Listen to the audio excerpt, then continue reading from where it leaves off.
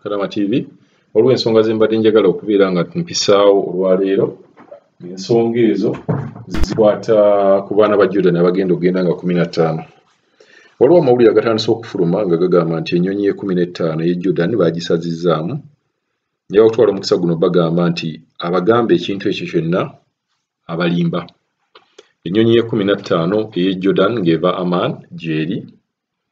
era baana bangi abasasudde ya tiketi mulimu abantu temuwuliriza abantu ababalimba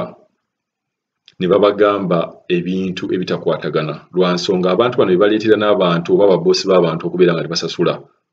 ya tiketi ekintu kino kibi nnyo okubeera nga mulimba abantu ne bamalamu amaanyi omuntu yenna bw'oba owulira nti olina amaanyi agamalamu omuntu amaanyi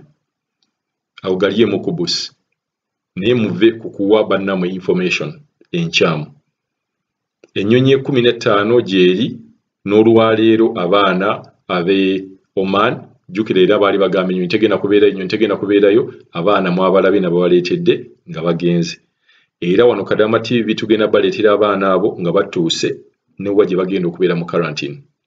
tweyongera okukubira gavumenti omulanga nti ekintu kya quarantine ku bakadaama ne bassekadaama mukiveeko mubayambe buyambi tetukisaba mu kugamba mu mbeera embi wala tukisaba mu bulungi nti okusinziira ssente ze bafuna nammwe mukwateeko ekkalaamu muddaawo wansi mubalemu okusinziira ssente kadaama ddala kadaama zaafuna tasobola kubeera ng'ali mu position okusasula quarantine mujjukire ekintu kino ekya quarantine kyagwawo obugwi kakitegeeza ekintu kyonna ekibeera kiguddewo ng'omuntu akyetegekedde ate namwe mubeera muyina okubeera ne muvaayo ne mukola ki ne muyamba kino tujja kyogera tukiddemu abantu b'e Dubai Abu Dhabi nammwe okuregisteringa bannaye mutubuuziza nnyo ekintu ky'okuregisteringa mukozesa email eya info@ugandanembassy.uae.com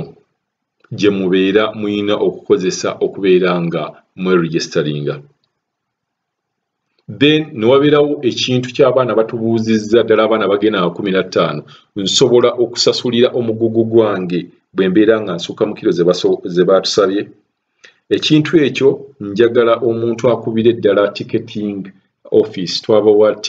ticketing office mugibuuze nsobola okwongeramu kiro bweziti naye mbadde mbasaba mubaze ekintu kino n'oddira ebigoye ebikadde ebigatta ebikadde by'oba ofunye mu baboosi bo n'obitikka obireete ojja genda okwekanganga ssente ze bakusaba mu kiro kuba bo tebajja kufaayo tebajja kubuulira nga wano ffe tubabuulira ojja genda okusanga nga ssente ze bakusabye mu kiro nga tezijjaamu ngoye ezo ng'ozirese wano e Uganda nga ssente zigenda kubeera nnyingi ssente ezo ate zitereke ojja wano e Uganda ogulemu engoye ne bw'onoogenda mu wino era engoye ze tulina mu wino ziveeyo bweru mugulemu engoye ezo gw'osooka n'obala ssente mmeka buli kiro ya mmeka by'oleese bya mmeka ojja genda okulaba ng'ebintu ebyo by'oleese tebiri worth okubeera ng'oteekamu ssente ezo ekintu ekyo nakyo mubeere nga mukyegendereza ne wabeerawo n'abaana abatubuuza nti bwe naaba sisasudde za ssente za quarantine bagenda kunkola ki nze ngamba tujja kulabira ku baana abazze e Uganda nange nja babuuza abaana abataasasula ssente za quarantine abaasookera ddala baava Afghanistan n'abazeeko Saudi mwabawulidde nga babakola ki nsuubira gavumenti ddala ng'obutuuse wano e Uganda etegeera embeera omuntu gy'abeeramu okusinga eyo abantu abali eyo mu nsi zammwe ze muli ababakanda ssente ne wabeerawo omulala atubuuzizza paasipooti yange banaaginziriza ddi bagamba ennaku 14 bwe ziggwako paasipooti eno bajja kubeera nga bagikuddiza then waliwo n'omulala eyatubuuzizza nti suppose mukama wange agaanye okunsasulira eya ticket ne mugamba ne mwesibako n'agaana okunsasulira eya ticket ng'ate contract egamba yalina okusasula eya ticket nkola ntya ekisookera ddala nja bagamba nti nno omuntu osooka n'ogezaako okuteesa ne boosi wo n'omulaga nti mbadde nkwegayiridde ensasula eya ticket naye kimulage nti ne mu contract mwekiri boss wo baba agaanyi okubeera nga asasula air ticket gezaako okwogerako ne office yo oginnyonnyole bulungi kuba office eno emanyi lwakuba problem kyensanga nti banaye office njagala tubeere ng'ebintu bino tubikola mu bwerufu ddala bw'oba waddira kadaama n'omukwata n'omuteeka owa boosi nti agenda kubeera ng'akola eyo ne contract ng'ogimanyi nti bweggwako yalina omusasulira ya ticket lwaki bakadaama temubayambako nammwe ne muyingirawo ne mugamba ba boosi wano nti bannaayi contract bwedi gye twasayininga mutandika obbatiisa kubajjukira nti office ezimu ezisupplyinga ba housemaids ku ba boosi abo era ze ziramu ne zibasapplyinga mugambe tetujja kuddamu kuwa ba housemaids bonoba toyagala kubeera nga okola ebintu ebibira bigenda nga biri mu contract then era tuddamu n'okubagamba waliwo era yazzeemu n'atubuuza ekibuuzo kyekimu banaye muwulize nga Kadama TV kuba mugenda ne mutubuuza ebibuuzo nga already twabiyitamu ekintu kya tiketi twakiyitamu n'ekintu kya ssente era bazzeemu ne batubuuza nkwate ssente zange ngende nazo mbagamba tokwata ssente nga teziri mu ddoola n'ogenda nazo ssente z'ogenda okujja nazo oba riyal bwe boera ogenda kujja mu miliyoni 10 bw'onootuuka e Uganda bajja kuwa miliyoni 5 ne ku kisaawe waliwo forex bureau okitegeera osobola okuchenjinga ssente ezo n'oziteeka mu dollars n'otuuka wano e Uganda n'obeera ng'ogenda zikola ki ojja zikyusa tezigenda kukusala naye bw'onoovaayo eri ne riyal tukibagambye mujja kutuuka wano ssente zammwe zibasale tetwagala mu luuzinga entuuyo zammwe ssente vaayo nazo mu dollars ate bw'oba otuuse wano gezaako okulaba nga ssente ezo zikwate nga kalira togaba ssente kubajjukira bw'onoogaba ssente ezo ne zikuggwako bagenda kubeera nga bakusekerera bagambe nti wuuyo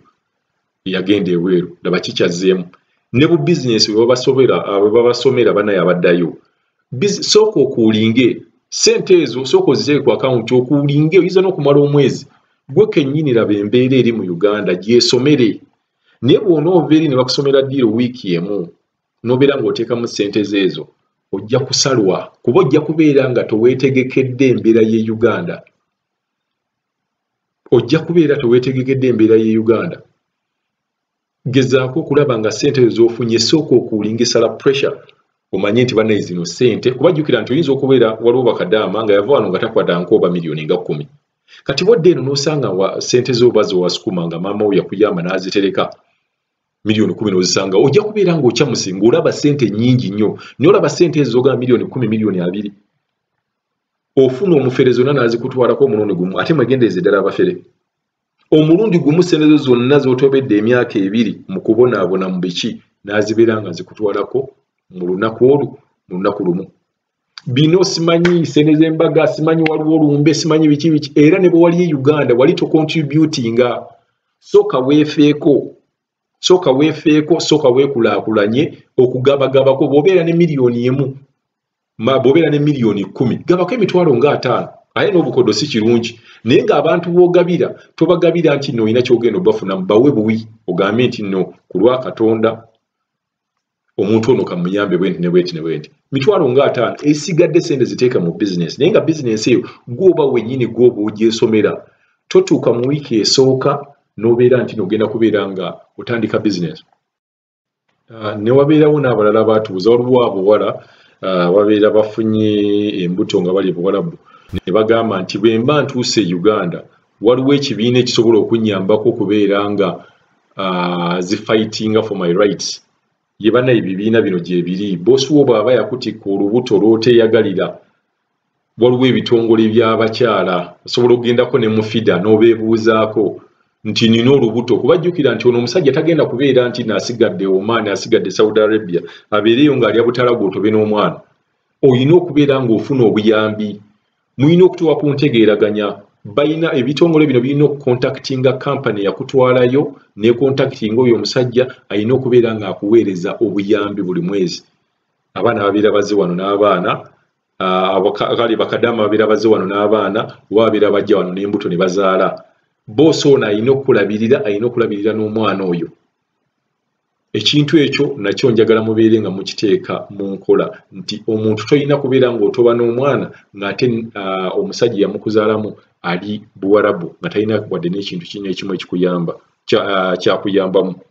Ne waliwo abaana bambuuziza nti deportation bwe mbeera nti nga ndi ku deportation kitegeeza ki? Deportation, omuntu okuteeka ku deportation obeera olina omusango gwe wakola. Ng'omusango gwe wakola olindirira bulindizi kubeera ng'okola ki? Ng'okomawo e Uganda. Naye njagala muggyemu ebintu bino bya njawulo. Oyinza okubeera ku deportation nga toyina musango wabula nga poliisi yakulonda ne bakuteekaawo okukumiraawo. So bwe mubeera nga musayininga empapula za deportation oyina okubuuza nsayininga deportation nga omuntu ayina omusango mu nsi eno oba ng'omuntu gwe mulonze. Tomala gasayininga kuba oyinza okukola ensobi n'osayininga ebipapula ebiraga nti toyina kubeera ng'okomawo mu nsi eyo. Ate era poliisi beekusanga ku kkubo ng'obadde obuze ng'oba ennyumba gy'obadde olimu ogitamiddwa toyagala kudda babadde kati ng'abaana be bagala okutta onoofuna kyansi n'oddukayo. Togeza n'obawa ennamba ya boosi wo kuba luboonabawo ennamba ya boosi wo bagenda mu contactinga era bajja kuzzaayo. So ekintu ekyo temukikola. Nafunye n'abaana ababuuza ennyonyi bwe bibeera nga biganye nsobola okusaza tiketi ne ŋŋenda e Kenya oba e Tanzania. Kisoboka n'ogenda naye saali kuwadde advice okikole. Kuba bajja bayinza okutwala e Kenya ne bakuteeka mu quarantine ya 14 days n'ojja ne Uganda era ne bagikwongera. So ngamba tubeere nga tugumiikirizaamu katono twabawadde schedule z'ennyonyi ezigenda okutambula okusinga boogenda mu nsi eno ate n'ovaayo ate n'ogenda namweri. Bana bangi nnyo era batubuuzizza ne tubawa amagezi ago bagendere ku nnyonyi eno eya Oman. Nga naye ate baali basazeewo okugenda ate ne bagenda Kenya kuba gye baayitira. Eno embeera temubeera na kutya era waliwo ne yatubuuzizza nti bankukusa bukukusa bwe n'atuuka e Uganda tebagenda kunsiba. Tewali agenda kusiba. Bujjangu bujja sasula ya tiketi. Gavumenti ekimanyi nti mu buli mu buzibu lwakuba tenavaayo kuyamba ekimanyi naye ate tenavaayo kuyamba. Tuuka e Uganda. Then n'abaana bannange abagoba eddalu abaagwa eddalu waliwo omwana gwe twabalagaawo naye tugenda kubeera nga tumubaleetera ebintu bye nabo byateredde era tuli basanyufu okubeera nga naye y'omu ku abo abatambudde olwaleero. Mwebale nnyo mwebalire ddala.